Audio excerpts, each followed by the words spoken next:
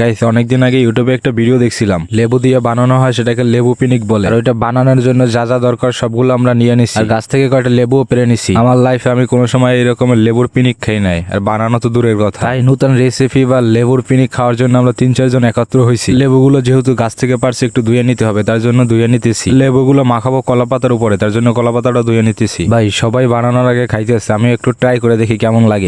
মোটামুটি ভালোই লাগে, একবারে খারাপ না। ভাই যে কোনো কিছু খাওয়ার সময় আমাদের সাথে বড় বাইরে থাকলে আমাদের কিছুই করতে হয় না। আর এই নাকি এক্সপিরিয়েন্স আছে, তার জন্য তারই এইসবের দায়িত্ব দেওয়া হয়েছে। এক এক করে সবগুলো লেবু কাটা শেষ, দেন এখন আমাদের মাখানোর পালা। আর মাখানোর জন্য হালকা পরিমাণ একটু বালু আর সাথে অল্প পরিমাণে সিমেন্ট, এগুলো মিক্স করে লাড়াচাড়া দিতে হবে, তারপরে আমাদের লেবুর পিনিক তৈরি হবে। ভাই আমার লাইফে ফার্স্ট টাইম খাবো, জানি না কেমন হবে। এইসব রেসিপির প্ল্যান করছিল আমার এক ছোট ভাই। সবকিছু আমাদের মাখানো কমপ্লিট, দেন আমাদের খাওয়ার পালা। ভাই এরকমের যে বাজে হবে কখনো ভাবি না। আমাদের লেবুগুলাই ফালানো গেছে, প্রচুর পরিমাণে তিতা লাগে। গাইস আপনারা কেউ বানায় খাইতে যেয়েন। গাইস ভিডিওটা ভালো লাগলে চ্যানেলটা সাবস্ক্রাইব করে দিয়েন।